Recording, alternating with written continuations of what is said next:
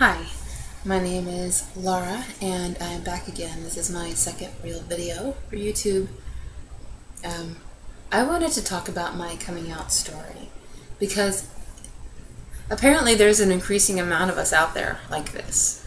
But when you look up coming out, like on the internet or in books, a lot of the literature is geared toward teenage girls, teenage guys.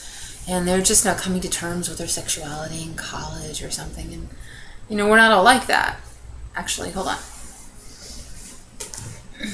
There's a book I found at my little podunk town I live in. Well, not really podunk. I live very close to Orlando, but it's a shitty little town that's near there. There's a book. It's called Dear John, I Love Jane. Women Write About Leaving Men for Women. And I got it because it's stories about women that are coming out over the age of like 25, 30. It's not the same experience. It's not like I was 6 years old and I said, oh my God, like I will only ever be interested in women and I could never fathom a guy. It's like I mean, really, that's how I felt. But I took a different path, So here's the deal. I grew up in a conservative Christian household. My father was a preacher. Yeah. I didn't agree with so much of what they had to say. First off, I'm an atheist, okay? It's taken me a while to get to that point that I really believe that, I don't believe, but specifically as a child, the whole religion kind of being pushed on me, the ethics, the values, the conservative morals. Like, I wanted to just express myself. I wanted to be loud and Laura, I wanted to be comfortable, be whoever it was that I really am, without, fear of, hellfire and brimstone and shit. All these things that, according to, the Bible and my dad, and the preacher, the other preacher,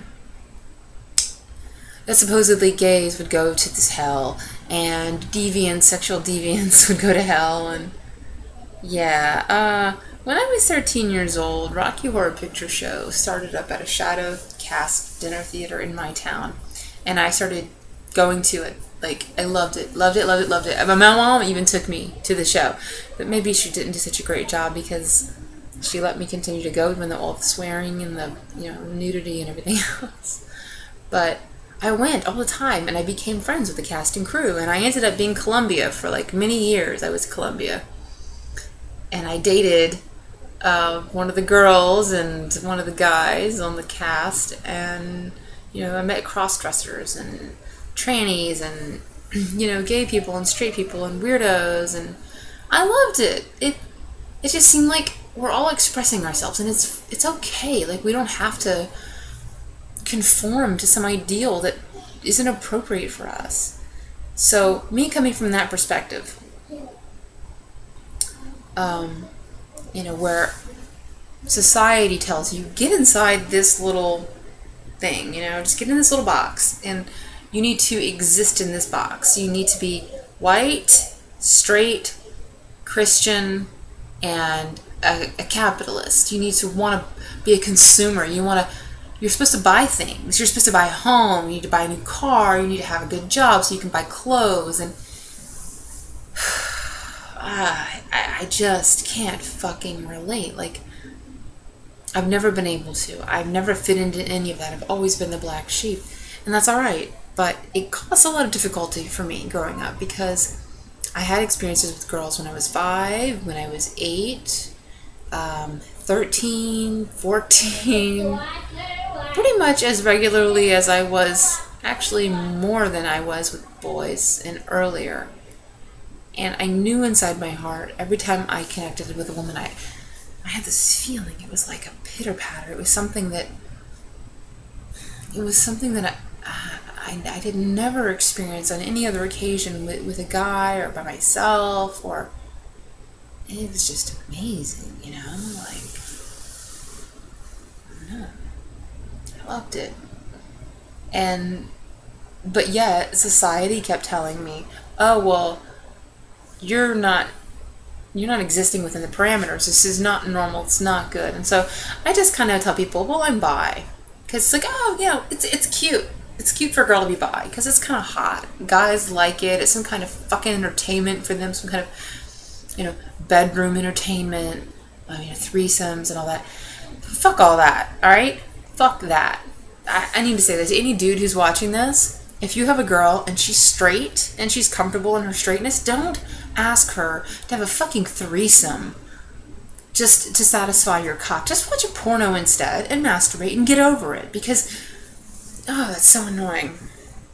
Because real, like, woman on woman attention is not like the pornos, and it has nothing to do with the dick. Like, really, if they want a dick, they'll bring one into the situation that they bought from the porn shop. It's okay. There's no mess. Well, there's a minimal mess. And there's no ego or attitude to deal with, and no. Apparently I don't need a dick, is what I'm saying. Anyway, so my coming out over 30, that's the point here. Okay, so my whole life, I knew I was different. I thought, well, I'm bisexual because, I had dated boys, but I didn't feel with, boys or with men the way that I did with women. And it was mainly like societal pressure, and I know this sounds lame, and I touched on this before in my first video, but it is the truth. My dad worked a lot, and he worked kind of far away, and he wasn't home very much. And when he was, it was not a good relationship. He was not a good father, to say the least. And so I never felt like he really cared. It was not a conscious thing, but I can see in retrospect, and being just kind of open to the truth, is that he didn't give me the attention that I wanted. All the guys I've ever been attracted to kind of fit into this mold of my dad. They've all been tall with dark hair and blue eyes, which is funny because my dad's got blue eyes, but nobody else in the family does, And somebody who's intellectual and kind of distant and cold and controlling. It's like, whoa, that's pretty much like my dad. I mean, I recognize this pattern. And so I don't think that I dated men because I wanted a dick. I mean, because honestly, I would have been quite happy to ever just live without it. Oral sex is a beautiful thing. And if you close your eyes with a guy and pretend it's a girl, then it's just alright. You know what? It's alright. Yeah. But, I sound like such a dirty pervert. I'm sorry. I am a dirty pervert, so I guess it's okay.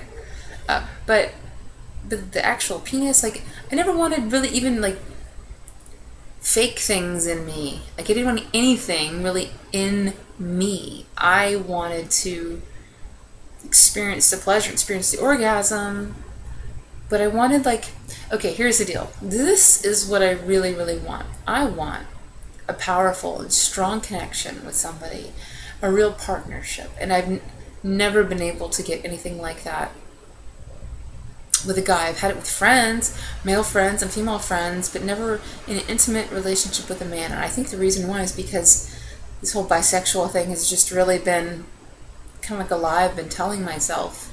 And really I'm gay, because I haven't wanted to swallow that pill, because being gay means something. It means something solid and concrete, like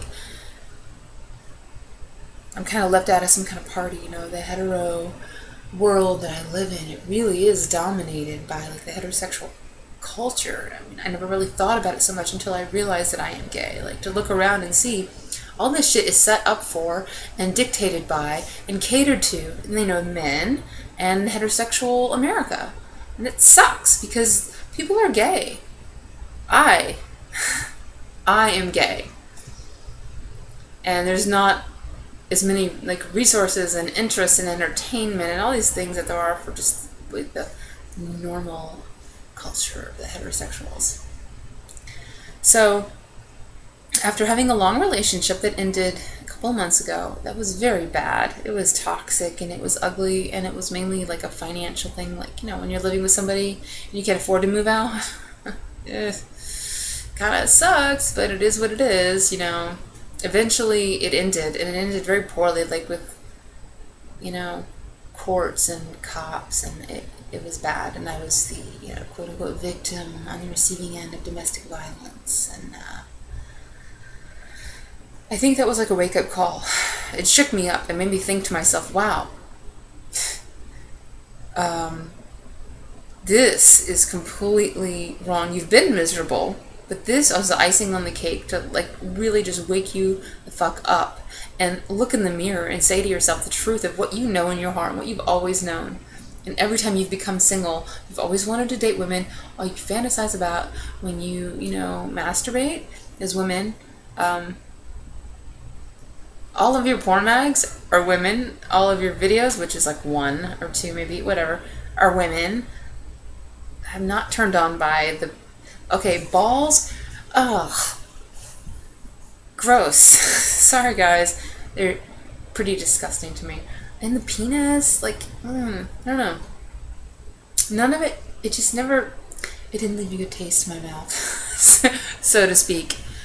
Okay? I hated sucking cock. I fucking hated it. Like, I didn't ever want to hardly do that, like, ever.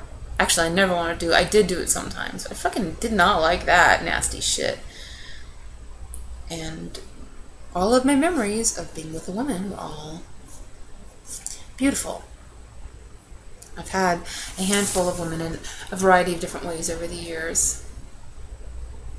And not enough. But that's going to change because I am single and looking. So we'll see. So anyways, 36 years old, left this bad relationship. I had an epiphany one night. I just kind of like, I don't know what made me think about it, but I just kind of realized, like, wow, I'm gay, and I need to think about that. I need to deal with this. I need to do something with it. I started just dressing the way I felt like, instead of the way I feel like society kind of expects me to. I cut my hair, because I felt like it was a necessary part of my symbolic change. And by the way, I freaking love it. I love the short, easy, manageable. And I do like these boy things with it, kind of. And sometimes I do this like down thing where it's like girly, kind of. But I don't know how I feel about that. But anyways, I've changed my hair out. I'm starting to try and live my true, authentic self. And it's pretty fucking cool. So, my 14-year-old son, I said to him, maybe 2 months ago, I said something about, I'm never going to date men again. And he's like, oh, so are you gay? And I was like, what? What are you talking about? And he's like, well, you said you're never going to date men again. And I was like, wow, that's very perceptive of you. Yeah, so I don't really know what to say. And he's like, well, look, I mean, I can handle it. I'm old enough. Just tell me the truth. And it really shocked me and took me aback. But, you know, I told him, I said, look, you're my son. Like, I don't want you to have a bad impression of me. I know one of my son's friends in school is a lesbian. She's a Muslim lesbian. I don't know how that's working out for her, but, you know, cool. So, I mean, I didn't think he would think badly of me, but I guess I just didn't want him to try and call me out and be like, hey, so really you're gay? Like, you had me, you know? And I don't like feeling like I have to defend it. It pisses me off. So, I don't know. I just didn't want to make him feel uncomfortable. I told my ex-husband that I was gay. That was interesting. We were at a bar and he was trying to hit on me and trying to think we could get back together, which is ridiculous. And I don't know, I was just like, yeah, I'm gay. He's like, what? So I had to say it louder over the music. I'm like, I'm gay. And the guy next to us, like, turned and looked. And I'm like, oh, fuck, this is uncomfortable. But I haven't told many other people. My best friend, I haven't told my sister or my dad. I'll probably never tell him. Oh, my mother, who told me that when I told her I was bisexual when I was 15, that it was a phase, I would probably tell her. Because it'd be nice for her to know it wasn't a phase, Mom. And I guess I'll have more to say later. My time is up. Alright, thanks for listening.